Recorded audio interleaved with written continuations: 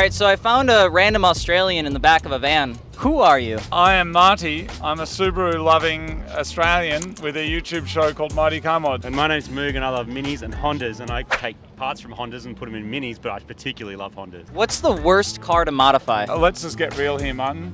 We just need to be totally honest on 3. Are you ready? 1, 2, 3. Honda Civic. No, come on, man. They're easy to modify. It doesn't mean you should. It's easy to shit in your shoe. Should you do it? Depends if you just how stuck you are. Okay, so Subaru, which one of you said Subaru? Was that you? Definitely not me. No, it's him. No, you like Subaru for real? No, I don't. I was pretending to be Marty. I'm the other guy. He likes the Subaru. Martin, why do you like Subarus so much? I like Subarus because they are... And the reason that I like Minis, I'll tell you why. They're small, they're efficient, they're not pretending to be anything they're not. Subarus are all pretending to do things that they can't do, and that's the annoying thing. They're like people that pretend to do things they can't do, they're annoying as well. Let's hear about the Subarus, Martin. Everyone's excited. Flat engines. I particularly like ones that have 6-cylinder swaps, and the all-wheel drive thing's cool, and they're just fun and easy to work on. And there's lots of them in Australia, that's the other reason. There's heaps of them. But are they reliable? No. And out of all the cars that you've owned, which one's your favorite? I had a reasonable time in a Subaru Forester, actually. He bought me a Subaru Forester. We buy each other cars fairly regularly. My most memorable experience was driving, what was that Russian car held together with duct tape in Cuba? A P? Anyway, a tiny little car that the A-pillars. Polski? A Fiat Polski. That's one of the most memorable experiences that I've had. You know when you're driving and you don't know if you'll survive? Yeah. That makes some memories, that does. Yeah, most of the cars that I own just sometimes start on fire, they overheat. I get it, You got fancy cars though. You got a real supercar. No, but I have a Honda. It balances itself out. Between the reliability of both, it's like owning a Subaru. He has a point. Except the Subaru is nicer to drive. Which part? I know, he looks so confused. I'm just curious, genuinely. It's the whole thing. I got heaps of different brands of cars, but like this, do you own one? In Australia, Subarus are actually considered fancy, just like Peugeots are. Do you own one? I had an 08 STI, and I love the shift knob. It felt really cool, but the rest of it was pretty shit. You didn't think it was good? No. All right. Dakota Stone asked, if an intercooler is a harp, what instrument is a turbocharger? The butthole, definitely. It's a whistle. It's a whistle. Final answer? That was really fast. No, he said harp. Hop. With a P. Hop. I said hop. No, he said if an intercooler is the harp, as in what is the turbocharger? And I said the butthole. Why? Yes, to be Explain. It's where all the noise goes and when you blast it out. But it's getting sucked in. Yeah, it depends what website you're on. What's it feel like being what I would call the original grandpa of YouTube?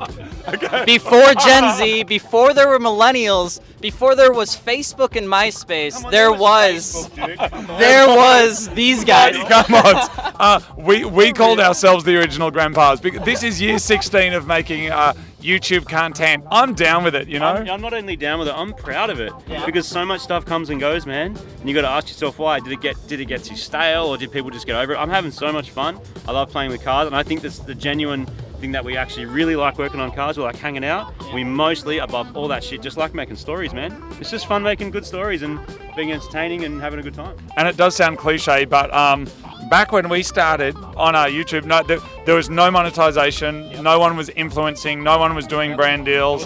There was no content creator. There was no AdSense. Why is he saying it like that? That's what people normally say. They call it a little. But yeah, so none of that existed, which means people made stuff purely just because they wanted to. There wasn't a financial incentive. Obviously, there's the reality of trying to run a business. You do it very well. Other people are trying to do it as well, and that's the way. But I think some people are motivated by the YouTube money, and that means sometimes the content suffers. Why don't Australians like being called champ? Champ is kind of a derogatory term for someone that you kind of feel like you need to be polite, but you then at the same time want to let your people know you're not really into hanging out with them. You know what I mean, champ? Yeah. Like that kind of thing. What do you reckon, champ? What do you reckon, champ? All right, listen. Okay, going back, let's take a step back. 16 years, you said?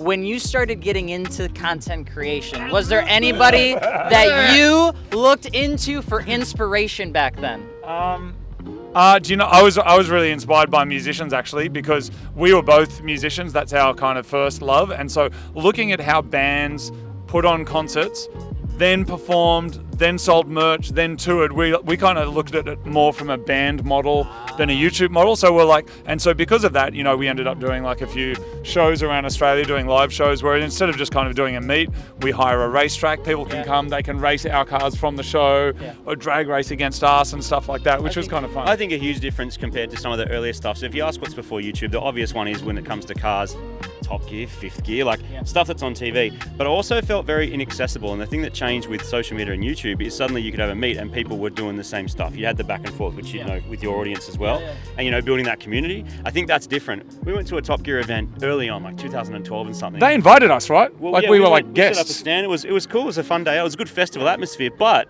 the guys, like the Top Gear guys, flew in on a helicopter at like thing and like stayed for an hour or two, stayed in a suite and left again on a helicopter and was like, bye. And that's like very different, you know. So that feels like a bit more old world than today, where you might actually have a fan meet and everyone's like, you high five everyone. It's kind of cool, right? While we're scanning, can I ask you about the change of kind of working as part of a larger organisation and now going smaller and like going more ninja style? How's that experience been for you? It's been cool. And sorry, I asked that because you've got to see both sides. We've always been the little guys. Yeah, so I would say, I'm just gonna put, the biggest difference is when you start creating content for an ulterior motive and you don't believe in that ulterior motive, that's where things start to get really dodgy, you know? Okay. And that can be really tough in the car scene because when you do have a little bit of influence in what people are gonna build or buy or talk about or support, you wanna make sure that that opinion is authentically you. And as you scale and grow with more people, that gets harder and harder to do. That's why I think it's worked so well for you guys for so long, because you only have maybe one or two people helping you every once in a while, and you've got one videographer here total, right? Yeah, that's right.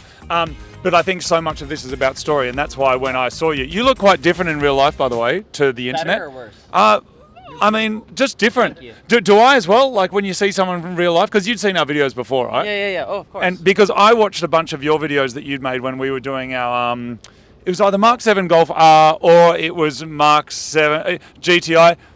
They were excellent.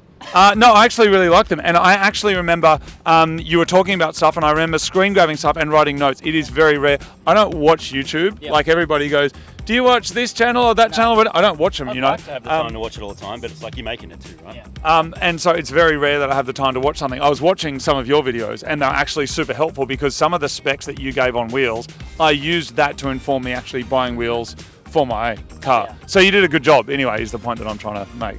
All right, so we're at the very last segment, very last section before we get kicked out of the van. I have one last question, then we're done. Are you, if you were to give one tip to somebody that's looking to get into cars and share their passion, whether that's making videos or taking photos, would you give them one tip? My one tip would be, if it's about cars, for starters, I would say get in your car and do an adventure. Get a sleeping bag, get some food, disappear for a day or two, get to know your car like a person. There's going to be things about it that are good, there's going to be things about it that are bad. Just get to know it, spend a bit of time with it. Martin? Don't be too concerned what all the thousands of people on the internet think, because chances are half of them have car channels and they just want to try to beat you in some game that you don't even know you're playing.